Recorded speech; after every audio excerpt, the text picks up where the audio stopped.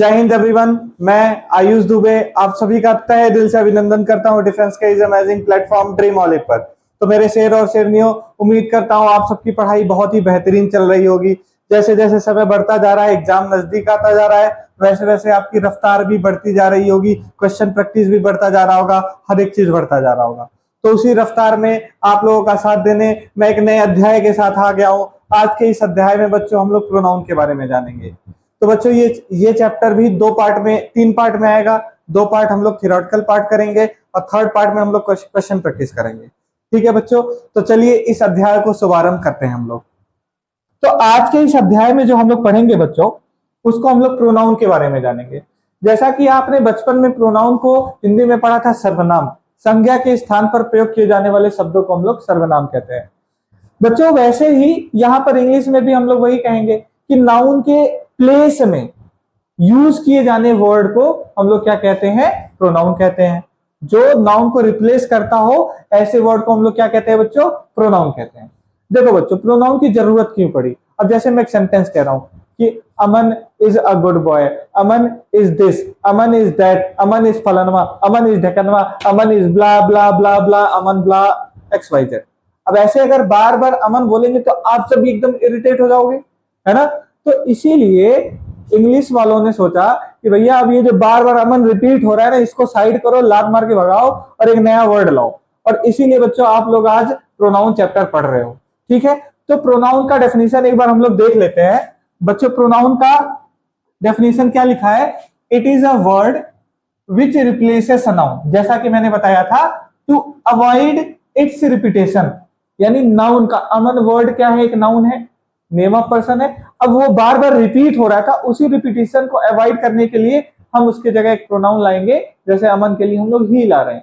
ठीक है बच्चों, तो ये हो गई आपके प्रोनाउन की डेफिनेशन। अब हम लोग एक एक करके डिस्कस करेंगे टाइप्स ऑफ प्रोनाउन और उस प्रोनाउन के टाइप में किस टाइप के क्वेश्चन बनते हैं हमारे सीडीएस एग्जाम में। ठीक है बच्चों, तो सबसे पहले हम लोग डिस्कस करने वाले हैं पर्सनल प्रोनाउन के बारे में।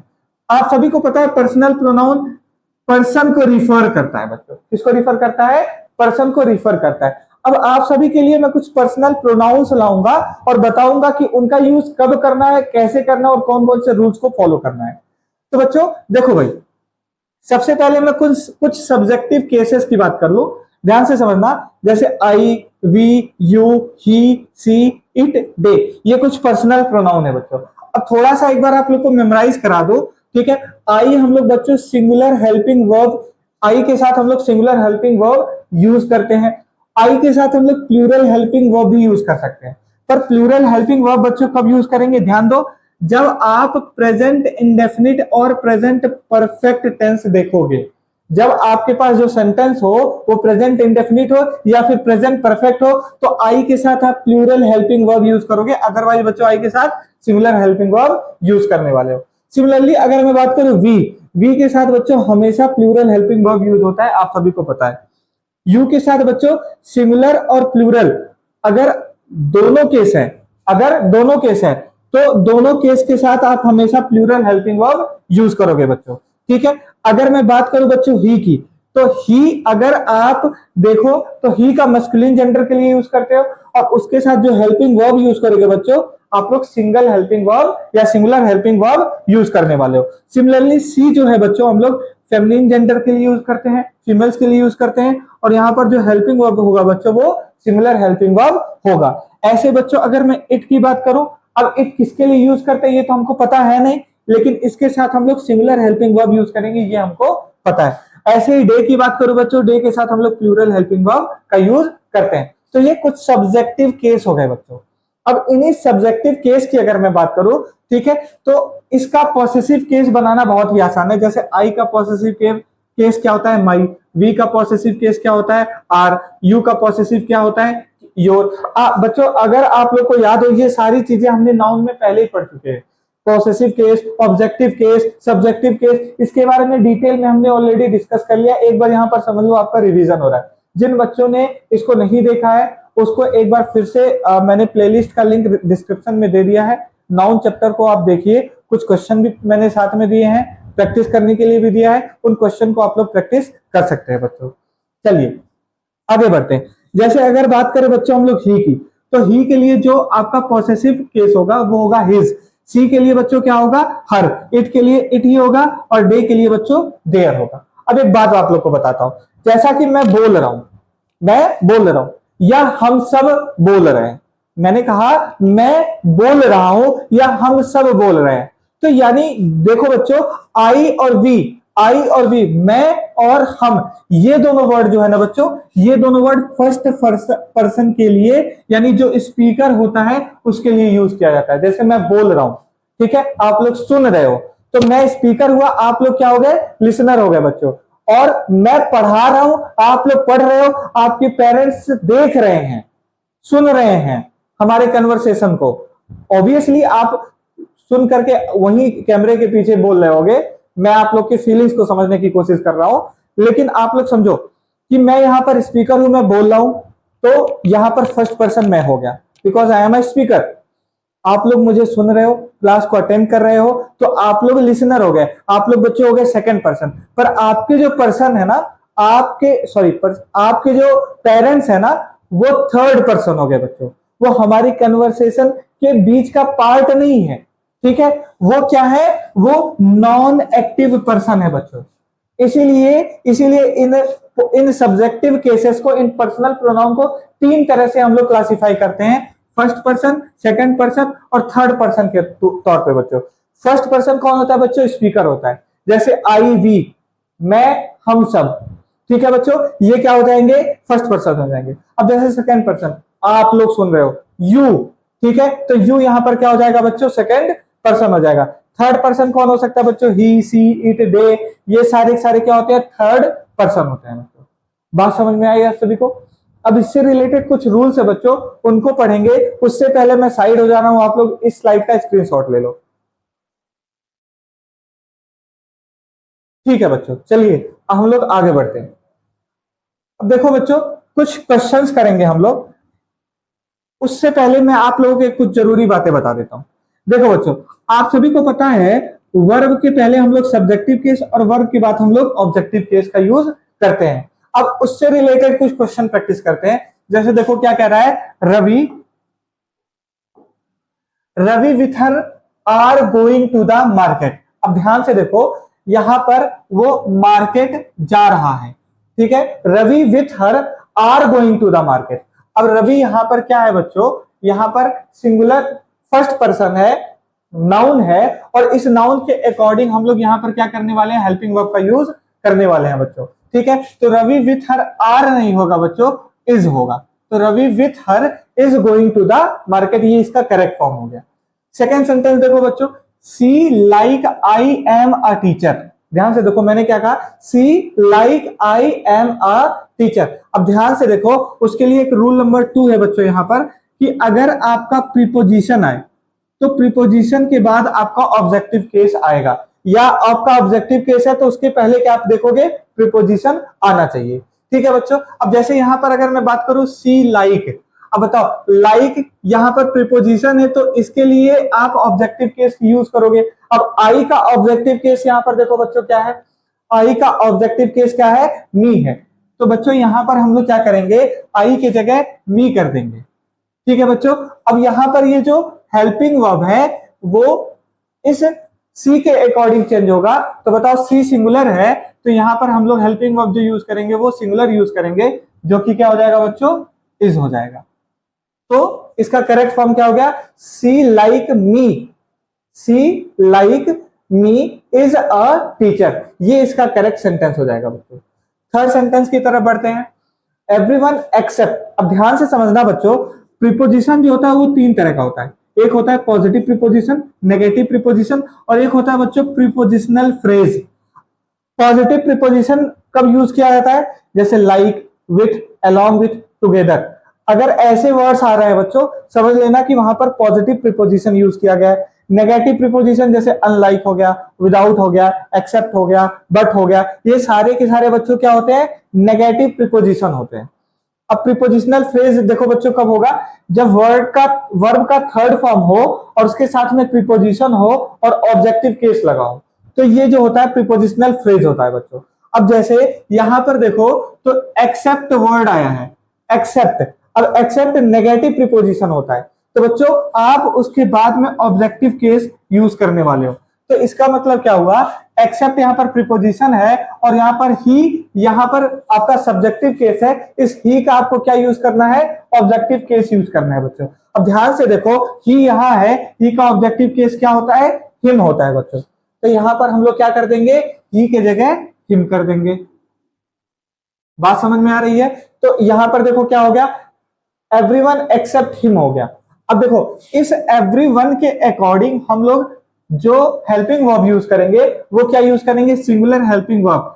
तो सिंगुलर हेल्पिंग वर्ब यहां पर क्या यूज हो जाएगा बच्चों, वॉज यूज हो जाएगा। तो करेक्ट सेंटेंस क्या हो गया, everyone except him was invited to the event. ठीक है बच्चों, चलिए आगे सेंटेंस, अगले सेंटेंस की तरफ बढ़ते हैं। राहुल विदाउट, अब ध्यान से देखो बच्चों, विदाउट मैंने कहा लिखा है, नेगेटिव प्रीपोजिशन में लिखा है। इसका मतलब यहां पर भी इसके बाद ऑब्जेक्टिव केस का यूज हम लोग करने वाले हैं। तो राहुल विदाउट हिज, अब बताओ बच्चों हिज क्या है, ऑब्जेक्टिव केस ही है, यानी ये करेक्ट है। राहुल विदाउट हिज फ्रेंड, अब यहां पर हेल्पिंग वर्ब जो होगा बच्चों वो राहुल के अकॉर्डिंग चेंज होगा। अब राहुल क्या है, सिंगुलर है, तो इसलिए हम लोग सिंगुलर हेल्पिंग वर्ब यूज करेंगे, दैट इज हैज। तो यहां पर क्या हो जाएगा correct sentence, Rahul without his friends has arrived. ठीक है बच्चों, अब बात करते हैं पांचवें सेंटेंस की, सी फॉलोड बाय वी। अब देखो बच्चों यहां पर बाय आया है, बाय यहां पर क्या होता है बच्चों, आपका प्रीपोजिशन होता है। अब इसके बाद हमको क्या यूज करना है, ऑब्जेक्टिव केस। प्रीपोजिशन के बाद क्या यूज करना है, ऑब्जेक्टिव केस। अगर आप लोगों को ध्यान हो तो वी का जो ऑब्जेक्टिव केस होता है बच्चों वो क्या होता है, अस होता है। वी का ऑब्जेक्टिव केस क्या होता है बच्चों, अस होता है। तो यानी यहां पर इस सेंटेंस में बच्चों हम लोग वी की जगह क्या यूज करने वाले हैं, अस यूज करने वाले हैं। अब यहां पर आप सभी को पता है इस सी के अकॉर्डिंग हेल्पिंग वर्ब चेंज होगा, तो यहां पर ये हेल्पिंग वर्ब क्या हो जाएगा, वॉज। क्या हो जाएगा बच्चों, वॉज। तो she followed by us was creating a disturbance, तो ये इसका करेक्ट सेंटेंस हो जाएगा। अब बात करते हैं बच्चों सिक्स्थ और सेवंथ की। ठीक है, अब ध्यान से देखना, सिक्स्थ में कह रहा है they assisted by I is handling the issue. अब ध्यान से देखो, अगर आप इस असिस्टेड को देखो तो क्या ये असिस्ट का थर्ड फॉर्म है कि नहीं, तो यानी यहां पर प्रीपोजिशनल फ्रेज आ रहा है, यानी वर्ब का थर्ड फॉर्म आ गया। बाय यहां पर क्या आ जा रहा है, प्रीपोजिशन आ जा रहा है। अब इसके साथ हमको क्या यूज करना है बच्चों, ऑब्जेक्टिव केस। अगर आप लोगों को याद हो तो आई का ऑब्जेक्टिव केस क्या होता है बच्चों, मी होता है। आई का ऑब्जेक्टिव केस क्या होता है, मी होता है। तो अगर मैं यहां पर चेंज करूं तो क्या हो जाएगा, यहां पर मी हो जाएगा बच्चों। तो दे असिस्टेड बाय मी। अब ध्यान से देखो, इस दे के अकॉर्डिंग हम लोग चेंज करेंगे हेल्पिंग वर्ब, तो यहां पर क्या आ जाएगा, are. They assisted by me are handling the issue. ठीक है बच्चों, ये करेक्ट सेंटेंस होगा। अब सेवंथ और एट्थ, एक बार जल्दी से वीडियो पॉज करो और वीडियो पॉज करके बच्चों आप लोग कोशिश करो सेवंथ और एट्थ करने की, और कमेंट सेक्शन में इसको जरूर आप लोग लिखो। ठीक है बच्चों, मैं साइड हो रहा हूं, आप लोग पॉज करो वीडियो पॉज करके जल्दी से इस सेंटेंस को करो और सेंटेंस को करके कमेंट सेक्शन में लिखो क्या करेक्ट है, मैं आपको बताने जा रहा हूं। ध्यान से देखो, यहां पर कह रहा है you as well as her. ध्यान से देखना, you as well as her is responsible for the mistake. अब ध्यान से देखो बच्चों, एक नया रूल है, मैं आप लोग को अगली स्लाइड पे ले चल रहा हूं। ध्यान से देखो, यहां पर अगर दो डिफरेंट सब्जेक्टिव केस यूज हो, अगर दो डिफरेंट सब्जेक्टिव केस यूज हो और उसके बीच में अगर कोई कंपैरेटिव वर्ड हो, कंपैरिजन करने वाला कोई वर्ड यूज किया जाए, ठीक है, तो आपको जो हेल्पिंग वर्ब लिखना है वो सब्जेक्टिव केस वन यानी फर्स्ट सब्जेक्टिव केस के अकॉर्डिंग हेल्पिंग वर्ब का सिलेक्शन करना है। तो बच्चों ध्यान दो, क्या कह रहा है, you as well as her, you as well as her. अब ध्यान से देखो, हर यहां पर क्या है, ऑब्जेक्टिव केस है। अगर आप लोगों को याद हो तो यहां पर मैंने लिखवाया है कि सी का ऑब्जेक्टिव केस क्या होता है, हर। इसका मतलब क्या हुआ बच्चों, इसको आपको सब्जेक्टिव केस बनाना है, यू एज वेल एज सी हो जाएगा बच्चों, यू एज वेल एज सी। अब यहां पर हमने दो सब्जेक्टिव केस यहां पर यूज कर लिया है बच्चों, यू एज वेल एज हर की जगह क्या हमने कर दिया, सी कर दिया बच्चों, यू एज वेल एज सी। अब इस यू के अकॉर्डिंग अगर हम लोग यूज करें तो इस तो यूज होगा नहीं, आर यूज होगा। क्यों? क्योंकि अभी कुछ देर पहले ही हमने डिस्कस किया कि यू चाहे वो सिंगुलर हो या प्लूरल हो, आपको उसके साथ हमेशा प्लूरल हेल्पिंग वर्ब यूज करना है बच्चों। तो यहां पर यू के अकॉर्डिंग क्या हो जाएगा, आर। अब देखो पढ़ो, you as well as she are responsible for the mistake, ये हो जाएगा बच्चों करेक्ट सेंटेंस। अब क्वेश्चन नंबर 8 को भी आप लोग मिलाओ, Anil more than him have done the work. अब ध्यान से देखो, अनिल मोर देन हिम। अब देखो अनिल के अकॉर्डिंग अगर मैं इस सेंटेंस को का हेल्पिंग वर्ब चेंज करूं तो क्या आएगा बच्चों, हैज आएगा। तो Anil more than him has done the work, तो ये क्या हो जाएगा बच्चों, करेक्ट फॉर्म हो जाएगा इस सेंटेंस का। ठीक है बच्चों, तो ये सारे रूल कवर हो गए हैं। आप लोग जल्दी से स्क्रीनशॉट ले लो, मैं साइड हो जा रहा हूं। ठीक है बच्चों, चलिए अगली स्लाइड पे हम लोग बढ़ते हैं। तो जैसा कि ये वाला मैंने ऑलरेडी डिस्कस कर लिया है, he as well as me. अब बताओ भाई, मी का यहां पर me as a subjective case नहीं यूज हुआ है, me as a objective case use हुआ है। ठीक, और अगर मैं मी का अगर मैं सब्जेक्टिव केस यूज करूं तो क्या यूज होगा बच्चों, आई यूज होगा। तो यहां पर हम लोग इस मी को कट करेंगे, यहां क्या यूज करेंगे, आई, और इस ही के अकॉर्डिंग यहां पर हेल्पिंग वर्ब लेंगे, that is is. He as well as I is ready for the show, तो ये हो जाएगा इसका करेक्ट सेंटेंस। ठीक है बच्चों, तो ये हो गया आपका पर्सनल प्रोनाउन। ठीक है बच्चों, एक बार मैं फिर से आप लोग को दिखा दे रहा हूं। देखो बच्चों, मैंने कहा कि प्रोनाउन का मतलब क्या होता है कि जो नाउन की जगह ले, नाउन को रिप्लेस करके यूज किया जाए ताकि रिपीटिशन अवॉइड किया जाए, उसको हम लोग क्या कहते हैं, नाउन कहते हैं। नाउन, अब उसके टाइप्स की अगर मैं बात करूं तो सबसे पहले हम लोग डिस्कस करेंगे पर्सनल प्रोनाउन की। जैसा कि मैंने बताया था कि पर्सनल प्रोनाउन किसी पर्सन को रिफर करता है, और वो जो पर्सन होता है, 3 तरह के पर्सन होते हैं, first person, second person, third person.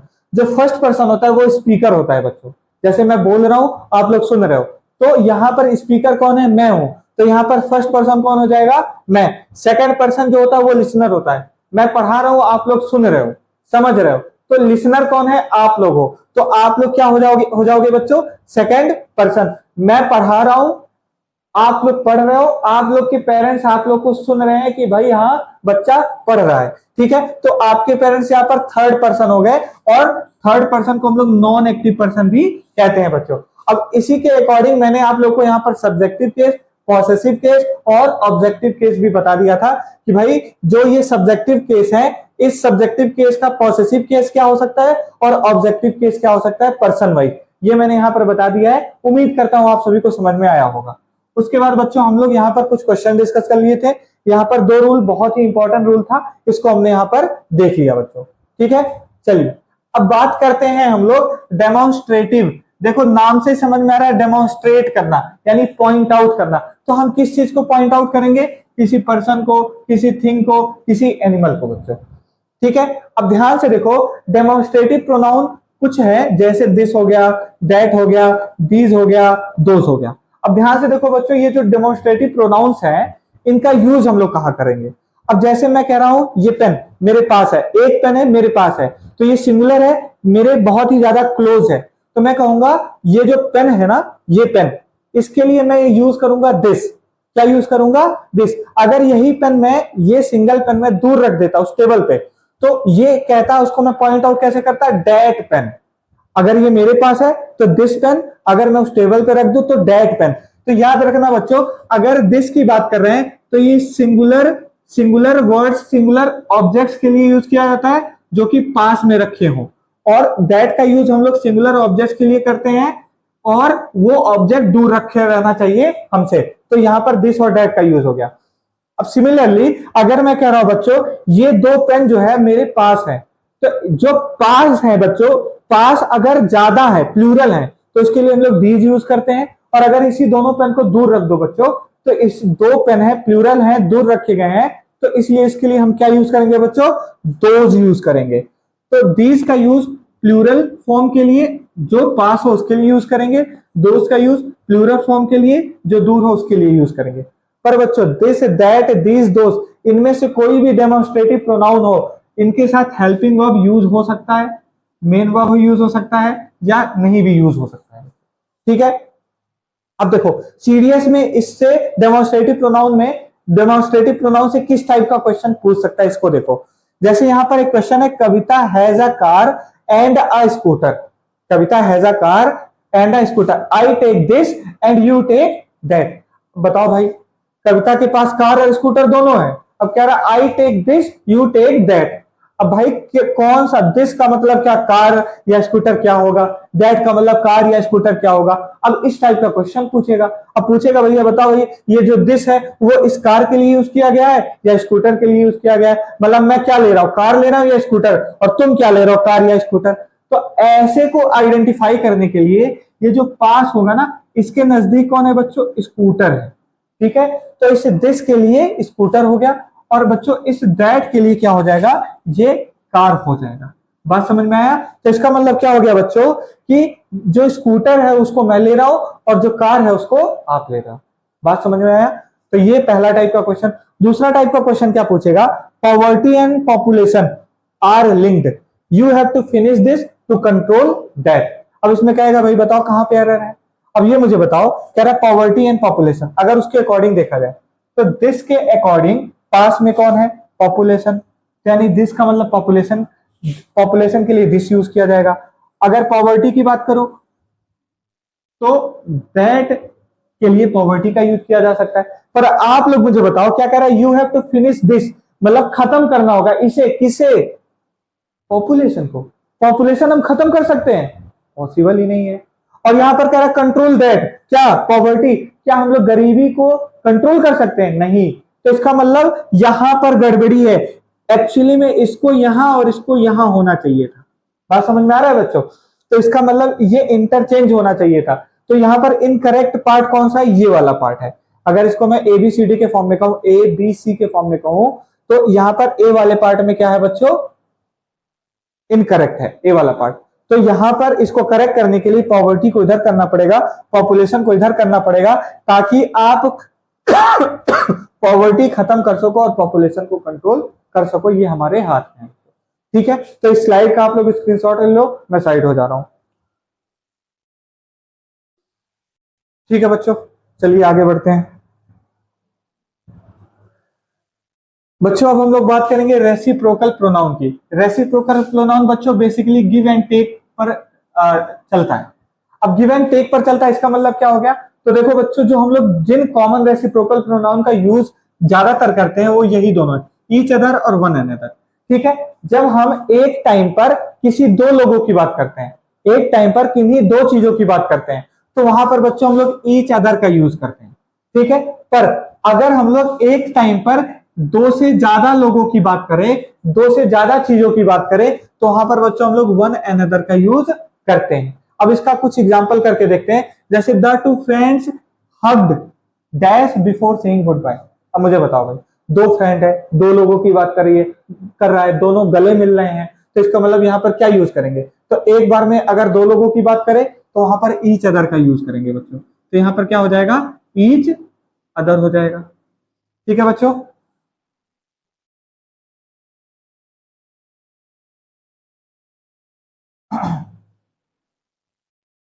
अगला सेंटेंस देखो, the players in the football team. अब देखो बच्चों, players in the football team, अब प्लेयर्स वर्ड यूज हुआ है, अब प्लेयर्स दो तो होंगे नहीं, दो से ज्यादा ही होंगे, यानी ये वाला केस यूज होगा, यानी the players in the football team congratulated one another after their victory. तो ये इसका करेक्ट फॉर्म हो जाएगा बच्चों। रमेश एंड सुरेश, देखो बच्चों दो लोगों की बात कर रहा है, ब्लेम्ड, अब यहां पर क्या हो जाएगा, each other, blamed each other बच्चों। ठीक है, for the broken window. All the classmates, अब क्लासमेट्स, अब भाई बच्चों ये बताओ, आप लोग के दोस्त यार होंगे तो एक तो होंगे नहीं, कई सारे होंगे, एक से ज्यादा ही होंगे, दो से ज्यादा ही होंगे। तो इसका मतलब क्या हो गया कि भाई यहां पर एन ग्रेटर देन टू, यानी नंबर जो है ग्रेटर देन टू है, यानी दो से ज्यादा लोगों की एक बार में बात की जा रही है, तो यहां पर क्या यूज करेंगे हम लोग, वन अनदर का यूज करने वाले हैं बच्चों।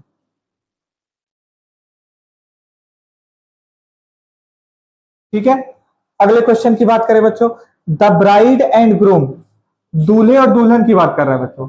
तो ये बताओ, दूल्हा और दुल्हन दो लोगों की बात कर रहा है, तो यहां पर किसका यूज करेंगे, ईच अदर का बच्चों।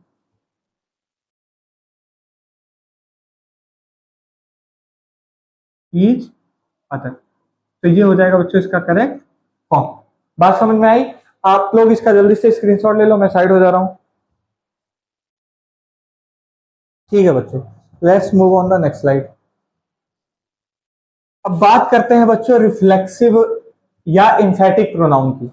देखो बच्चों, जब कभी भी हम लोग रिफ्लेक्सिव प्रोनाउन लिखते हैं ना, या रिफ्लेक्सिव प्रोनाउन बनाते हैं ना, तो सिंगुलर के लिए, सिंगुलर के लास्ट में हम लोग सेल्फ, और प्लूरल के लिए हम लोग बच्चों सेल्फ यूज करते हैं। सिंगुलर के लास्ट में हम लोग सेल्फ एड ऑन करते हैं, और प्लूरल के लास्ट में हम लोग बच्चों सेल्फ यूज करते हैं। जैसे myself, ourself, yourself, yourself, himself, herself और देम सेल्फ। तो ये बच्चों कुछ रिफ्लेक्सिव प्रोनाउन है। देखो नाम से ही समझ में आ रहा है रिफ्लेक्शन की बात कर रहा है। जब मैं पढ़ाई करता था तो मेरे गुरुदेव एक बड़ा बहुत ही बेहतरीन एग्जाम्पल देते थे, उसी एग्जाम्पल को आज मैं आप सभी के सामने लेके आया हूं। जब आप लोग अपना सिलेक्शन लेना ना, जब मिलना, तो मैं आपको अपने गुरु के बारे में बताऊंगा कि मेरे गुरु कौन थे। ठीक है, तो देखो बच्चों, वही सेम एग्जाम्पल मैं आप लोगों को बता रहा हूं। जैसे यहां पर मान लो आप हो, शीशे के सामने खड़े हो गए, तो यहां पर आप क्या हो जाएंगे बच्चों, डूअर। आप शीशे के सामने खड़े होकर के अपने आप को देख रहे हो शीशे में, तो आप यहाँ पर डूअर, यानी आप यहाँ पर सब्जेक्ट हो गए, आप देखने का काम कर रहे हो। तो यहाँ पर जो एक्शन हो रहा है वो वर्ब होगा। अब इस मिरर में आपका इमेज बन रहा है जो कि ऑब्जेक्ट है, और उसके बाद से उसका रिफ्लेक्शन होगा जिसको आप बाउंस बैक कहते हो, है ना बच्चों। तो ये बाउंस बैक होगा, आपका वही सेम टू सेम इमेज देखने को यहाँ पर मिलेगा। ठीक है बच्चों, अब ये जो है ना, ये पूरी कहानी जो है ना, ये इसी रिफ्लेक्सिव प्रोनाउन की है। अब पूछो कैसे, तो मैं बताता हूं। देखो बच्चों, एक बात बताओ, कोई भी जो सेंटेंस होता है, क्या उस सेंटेंस को हम लोग दो तरह से एक्सप्लेन करते हैं। पहला कि भाई सेंटेंस का एक कंप्लीट मीनिंग होना चाहिए, और एक प्रॉपर अरेंजमेंट होना चाहिए वर्ड्स का। और प्रॉपर अरेंजमेंट कैसे होता है, सबसे पहले सब्जेक्ट लिखते हो, फिर वर्ब लिखते हो, फिर ऑब्जेक्ट लिखते हो। अब ऑब्जेक्ट को पहचानने के दो तरीके थे, मैंने बताए थे स्टार्टिंग में, कि आप उससे क्वेश्चनिंग कर सकते हो, क्या और किसे। ये दो क्वेश्चन करके आप पता कर सकते हो कि ऑब्जेक्ट क्या है बच्चों। तो जैसे ध्यान से समझना बात को, मैंने कहा ही किल्ड अ स्नेक, उसने क्या किया, किल किया, किसको किया, स्नेक को किया। तो किसे मारा उसने, स्नेक को मारा। तो यहां पर ऑब्जेक्ट क्या हो जाएगा बच्चों, स्नेक हो जाएगा। ठीक है, पर अब रिफ्लेक्सिव प्रोनाउन क्या होता है बच्चों, कि कई सारे ऐसे सेंटेंसेस होते हैं जिसमें ऑब्जेक्ट गिवन नहीं होता है, और जब ऑब्जेक्ट गिवन नहीं होता है बच्चों, तो ऐसे केसेस में हम लोग रिफ्लेक्सिव प्रोनाउन का यूज करते हैं। अब जैसे यहां पर ही किल्ड, यहां पर कुछ नहीं गिवन है, तो ही किल्ड, अब हम लोग इसके अकॉर्डिंग हम लोग क्या यूज करते हैं, reflexive pronoun, that is himself. अब ये यहां पर सिंगुलर है, इसीलिए हमने सिंगुलर रिफ्लेक्सिव प्रोनाउन यूज किया, दैट इज हिमसेल्फ। अब ध्यान से समझना बच्चों, जब आपके पास ऐसे सेंटेंसेस आए, ठीक है, कि ऑब्जेक्ट उनका मिसिंग हो, तो हम लोग कुछ रिफ्लेक्सिव प्रोनाउन का यूज करते हैं इन वर्ड्स के बाद। जैसे अगर किल दिया हो, ठीक है, एंजॉय दिया हो, इंट्रोड्यूस दिया हो, एडजस्ट दिया हो, एडाप्ट दिया हो, ठीक है, रिकॉन्साइल दिया हो, एडमिट दिया हो, एवेल, एवेल के साथ रिफ्लेक्सिव प्रोनाउन हो और उसके बाद ऑफ दिया हो, ठीक है, या अब्सेंट के साथ रिफ्लेक्सिव प्रोनाउन हो और फ्रॉम दिया हो, ठीक है बच्चों, एक्विट दिया हो, प्राइड दिया हो, प्रिपेयर दिया हो। अगर ये सारे वर्ड दिए हो, ठीक है, और ये सारे वर्ड के बाद हम लोगों को क्या यूज करना होता है बच्चों, रिफ्लेक्सिव प्रोनाउन यूज करना होता है। क्यों, क्योंकि भाई इनके बाद आप ज्यादातर देखोगे कि ऑब्जेक्ट मिसिंग है। ये जो जितने भी वर्ड्स मैंने लिखा है बच्चों, इन वर्ड्स के बाद ज्यादातर क्या होता है, ऑब्जेक्ट मिसिंग होता है। तो इन वर्ड्स के बाद हम लोग क्या यूज करते हैं बच्चों, रिफ्लेक्सिव प्रोनाउंस का यूज करते हैं बच्चों। ठीक है, अब इससे रिलेटेड कुछ रूल्स और एग्जांपल्स देखते हैं। उससे पहले आप लोग स्क्रीनशॉट ले लो, मैं साइड हो जाता हूं। ठीक है बच्चों, चलिए आगे बढ़ते हैं। अब जैसे यहां पर कह रहा है Riya dressed before going to the function. अब बताओ बच्चों, Riya dressed before going to the function. अब ध्यान से समझना, यहां पर हमने कहा कि भाई जब कभी भी ऑब्जेक्ट के बाद, जब कभी भी, सॉरी, जब कभी भी वर्ब के बाद ऑब्जेक्ट गिवन ना हो तो वहां पर हम लोग रिफ्लेक्सिव प्रोनाउन यूज करते हैं। अब ध्यान से देखो, रिया ड्रेस्ड, रिया ड्रेस्ड, यहां पर वर्ब क्या है, ड्रेस्ड है। अब ड्रेस्ड से पहले क्या आ रहा है बच्चों, रिया, दैट इज सब्जेक्टिव केस है कि नहीं है। अब इसके बाद ऑब्जेक्टिव केस आना चाहिए जो कि गिवन नहीं है बच्चों। तो हम लोग अपनी तरफ से एक रिफ्लेक्सिव प्रोनाउन यूज करेंगे रिया के लिए। अब रिया के लिए क्या यूज करेंगे, हर, और मैंने बताया था ये सिंगुलर है तो सिंगुलर के साथ हम लोग क्या यूज कर दे, ऐड ऑन कर देंगे सेल्फ। तो यहां पर क्या हो जाएगा, Riya dressed herself before going to the function, ये हो जाएगा करेक्ट सेंटेंस। वी ब्लेम्ड, अब ध्यान से समझो, इसके पहले सब्जेक्टिव केस है, इसके बाद ऑब्जेक्टिव केस आएगा जो कि गिवन नहीं है, तो हम लोग इसके अकॉर्डिंग एक रिफ्लेक्सिव प्रोनाउन यूज करेंगे।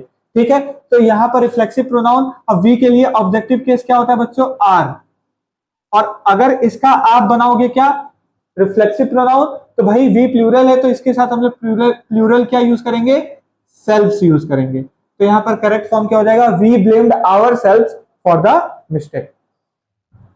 तीसरा, चौथा, पांचवा, ये तीनों क्वेश्चन बच्चों खुद से ट्राई करो आप लोग। एक बार वीडियो को पॉज करो, वीडियो को पॉज करके एक बार इसका करेक्ट सेंटेंस जो है जल्दी से कमेंट सेक्शन में लिखो, और फिर मैं करने जा रहा हूं इसको मिलाओ। उम्मीद करता हूं आप सभी ने कर लिया होगा। ठीक है बच्चों, चलिए अब हम लोग बात करते हैं he introduced in the meeting. He introduced, अब ध्यान से देखो, उसने इंट्रोड्यूस किया, उससे पहले सब्जेक्टिव केस है पर उसके बाद ऑब्जेक्टिव केस मिसिंग है, तो यहां पर हम लोग एक रिफ्लेक्सिव प्रोनाउन यूज करेंगे ही के अकॉर्डिंग। अब ही का जो ऑब्जेक्टिव केस होता है हिम होता है, और ये ही जो होता है सिंगुलर होता है, इसलिए इसके लिए यूज क्या रिफ्लेक्सिव प्रोनाउन करेंगे, सेल्फ। तो he introduced himself in the meeting जो होगा करेक्ट सेंटेंस हो जाएगा बच्चों। द कैट लिक्ड, देखो बच्चों, लिक्ड के पहले सब्जेक्टिव केस आ गया, इसके बाद ऑब्जेक्टिव केस है नहीं। अब कैट के लिए हम लोग क्या यूज करेंगे, एनिमल के लिए जो ऑब्जेक्टिव केस यूज करते हैं, इट यूज करते हैं। अब इसके अकॉर्डिंग जो रिफ्लेक्सिव प्रोनाउन होगा बच्चों क्या हो जाएगा, इट सेल्फ हो जाएगा। तो करेक्ट फॉर्म क्या हो जाएगा, the cat licked itself after the meal. ठीक है बच्चों, अब जैसे ये वाला देखो, you should take care, you should take care. ठीक है, अब इसके बाद आपको क्या करना पड़ेगा, इसके अकॉर्डिंग यू का ऑब्जेक्टिव केस योर, और आपको इसके अकॉर्डिंग यूज करना है तो योर सेल्फ। तो you should take care yourself हो जाएगा बच्चों करेक्ट सेंटेंस। अब ध्यान से समझना, अगर बात, keep, start, stop, hide, run, laugh, अगर ऐसे वर्ड आ रहे हैं बच्चों, तो कभी भी इन वर्ड के बाद हम लोग रिफ्लेक्सिव प्रोनाउन का यूज नहीं करते हैं। ये वर्ब्स अगर यूज हो रहे हैं, ध्यान से सुनना, सब्जेक्ट प्लस वर्ब और ऑब्जेक्ट यही यूज होता है। अगर ऑब्जेक्ट नहीं गिवन होगा तो हमको रिफ्लेक्सिव प्रोनाउन यूज करना है। पर बच्चों अगर ये वर्ब्स बात, take, start, stop, hide, run या लाफ हो गए, तो इसके बाद बच्चों आपको रिफ्लेक्सिव प्रोनाउन का यूज नहीं करना है। जैसे ही लाफ्ड हिमसेल्फ लाउडली, बच्चों ये बताओ, आपको जोर की हंसी आ रही है तो क्या आप कहोगे यार मुझे हंसी नहीं आ रही है, मेरा संति तुम हंस लो, खुद ही हंसोगे ना। तो अब इसको बताने की जरूरत है कि भैया वो हंसा खुद से ही, ऐसा तो कुछ होगा नहीं। तो इसीलिए हम लोग लाफ्ड के साथ हिमसेल्फ यहाँ पर रिफ्लेक्सिव प्रोनाउन का यूज नहीं करेंगे। वी रन आवरसेल्फ, अब बच्चों अब भूकंप आ गया है, ठीक है, अब आपको दौड़ना है, तो अब आप दौड़ोगे तो कहोगे अरे यार दौड़ने का मन नहीं करे, काम करो तुम दौड़ लो, ऐसा तो कहोगे नहीं भाई, जान जान अपनी बचानी है तो खुद से ही दौड़ना पड़ेगा। तो ये ऑब्वियस सी बात है। तो इसीलिए हम लोग यहाँ पर क्या आवरसेल्फ का यूज, रिफ्लेक्सिव प्रोनाउन का यूज नहीं करेंगे। किसके बाद, रन के बाद। ठीक, she hide herself under the table, अब भूकंप आया है, भूकंप आने तो भैया हम नहीं छिपने जाएंगे, ऐसा तो कहोगे नहीं, डर तो तुमको भी है, तुमको भी अपना जीवन प्यारा है, तो भैया अगर जीवन प्यारा है तो खुद से जाओगे, छिपोगे ही। तो इसीलिए हम लोग यहाँ पर हाइड के बाद रिफ्लेक्सिव प्रोनाउन का यूज नहीं करेंगे। ठीक है, तो ये हो गया बच्चों कुछ जरूरी बातें। जल्दी से इसका स्क्रीनशॉट ले लो, फिर हम लोग अगले स्लाइड पे चलते हैं। ठीक है बच्चों, चलिए अब हम लोग बात करेंगे बच्चों कुछ जरूरी बातें। ठीक है, कुछ इंपॉर्टेंट क्वेश्चन जो सीडीएस के लिए बहुत ही ज्यादा जरूरी है।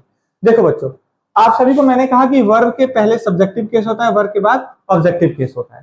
ठीक है, अब जैसे कविता प्रिपेयर्ड अ पिज्जा, अब प्रिपेयर्ड वर्ब है, इससे पहले सब्जेक्टिव केस, इसके बाद ऑब्जेक्टिव केस हमको देखने को मिल रहा है, कोई दिक्कत नहीं है, सेंटेंस सही है। बच्चों ध्यान दो, मैंने कहा था अगर ऑब्जेक्ट नहीं गिवन है, अगर ऑब्जेक्टिव केस नहीं गिवन है तो उसके जगह आपको क्या यूज करना है, रिफ्लेक्सिव प्रोनाउन यूज करना है। जैसे कविता प्रिपेयर्ड यस्टरडे। अब जैसे यहां पर ब्लैंक आ जाए कि भैया फिल करो क्या होगा, तो यहां पर आपको रिफ्लेक्सिव प्रोनाउन कविता के अकॉर्डिंग यूज करना पड़ेगा, इस सब्जेक्ट के अकॉर्डिंग। तो भाई इसके लिए जो हम लोग ऑब्जेक्टिव केस यूज करेंगे वो हर यूज करेंगे, और रिफ्लेक्सिव प्रोनाउन क्या यूज करेंगे, सेल्फ।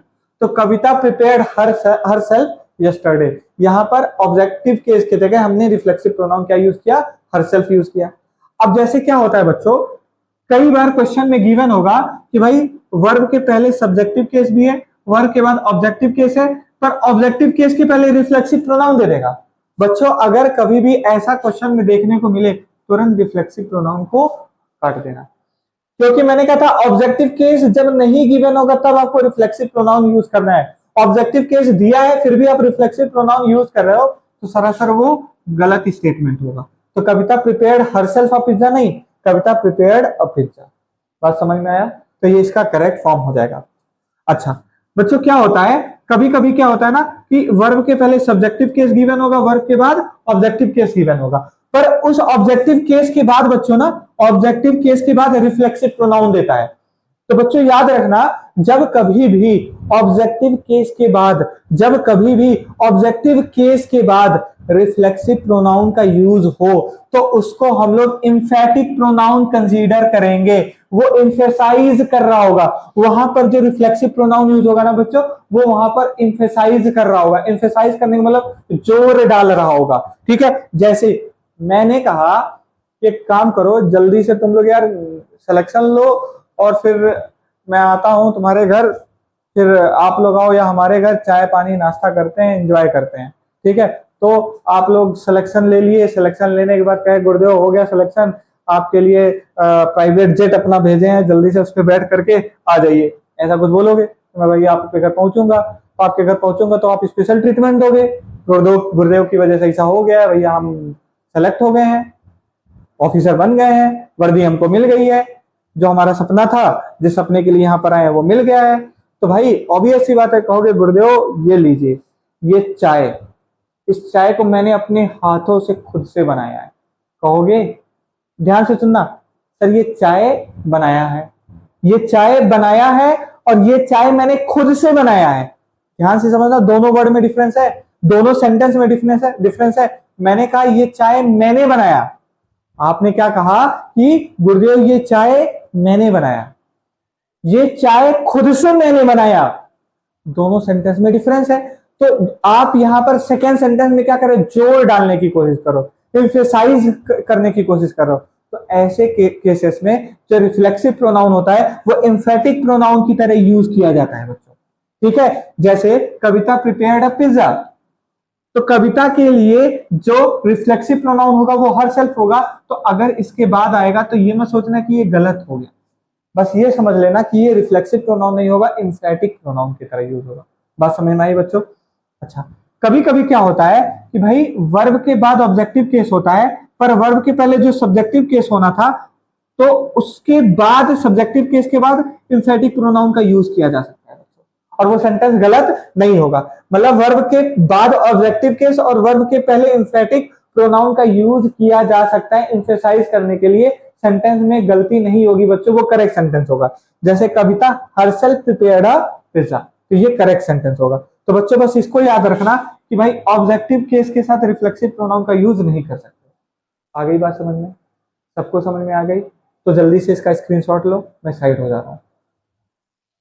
ठीक है बच्चों, चलिए अब हम लोग आगे बढ़ते हैं। तो बच्चों इसी के साथ आज का ये जो अध्याय है ये समाप्त होता है। नेक्स्ट अध्याय में हम लोग प्रोनाउन चैप्टर को खत्म करेंगे और साथ में ही उसके अगले अध्याय में क्वेश्चन प्रैक्टिस करेंगे। तो उम्मीद करता हूँ आप सभी को ये लेक्चर बहुत ही अच्छे तरीके से समझ में आया होगा। बच्चों आप लोग प्रॉपर नोट्स बना रहे होगे, मुझे ऐसा पूरा उम्मीद है। आप सभी से नोट्स प्रॉपर बनाते रहना, क्वेश्चन ज्यादा से ज्यादा प्रैक्टिस करते रहना, और साथ में ही जितना ज्यादा से ज्यादा रीडिंग करोगे उतना ही ज्यादा आप लोगों को इंग्लिश के क्वेश्चंस को करने में बहुत ही ज्यादा हेल्पफुल होगा, क्योंकि कॉम्प्रिहेंशन पार्ट, वोकैब सेक्शन आप सभी को रीडिंग सेक्शन से ही स्ट्रॉन्ग कर पाओगे। तो आप लोग रीडिंग और साथ में ही अपना वोकैब पे ज्यादा ध्यान दो। ठीक है बच्चों, तो इसी के साथ आज के इस अध्याय को समाप्त करता हूँ। जय हिंद, जय भारत।